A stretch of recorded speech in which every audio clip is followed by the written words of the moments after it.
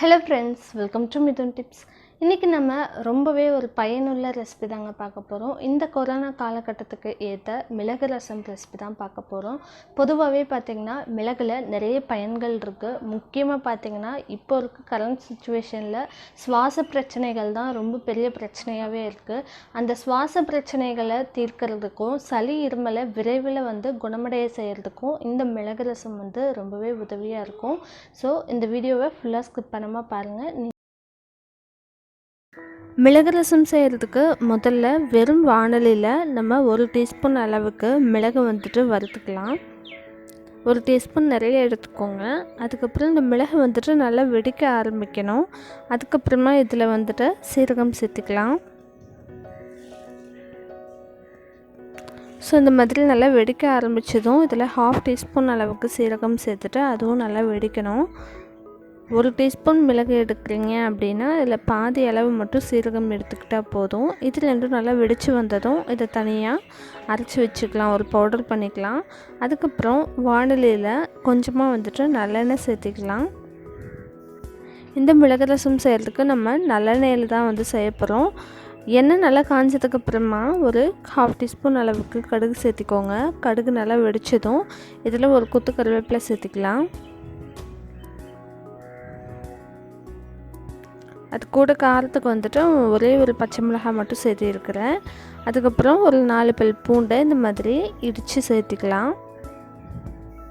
இந்த மிளகு ரசத்துக்கு பார்த்திங்கன்னா பூண்டு ஆப்ஷனல் தான், சேர்த்துலன்னா சேர்த்துலாம், இல்லைனா இல்லை.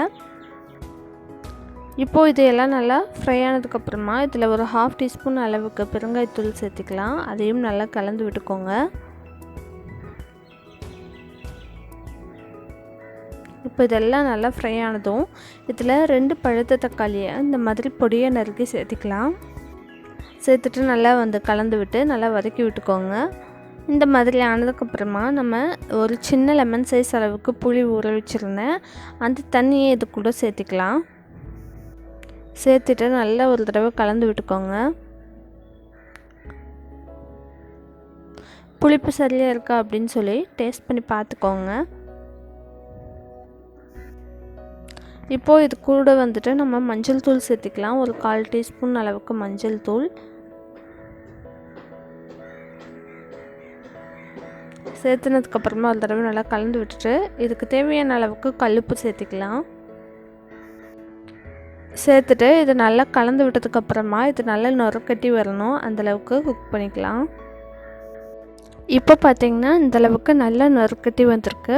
இந்த ஸ்டேஜில் நம்ம ஆரம்பத்தில் மிளகு சீரகம் வறுத்து பொடி பண்ணியிருந்தோம் இல்லையா, அந்த பொடியை நம்ம சேர்த்திக்கலாம்.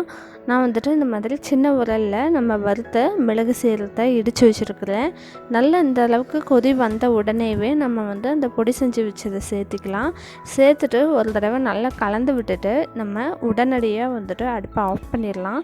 இது ரொம்ப நேரம் கொதிக்கக்கூடாது. கொதித்தா இந்த ரசத்தோட டேஸ்ட் நல்லா இருக்காது. ஸோ அடுப்பை ஆஃப் பண்ணிவிட்டு நம்ம ஃபைனலாக இதில் மல்லித்தலை தூவி விட்டு கலந்து விட்டுக்கலாம். இந்த ரசத்தை நம்ம அப்படியே சூப் மாதிரியும் குடிக்கலாம், அல்லது சுட சுட சாதத்தோடு பிசைஞ்சும் சாப்பிடலாம். வீடியோ ஃபுல்லாக பார்த்துருப்பீங்கன்னு நினைக்கிறேன். இந்த மிளகு ரசம் ரெசிபி உங்கள் எல்லாத்துக்கும் யூஸ்ஃபுல்லாக இருந்திருக்கும்.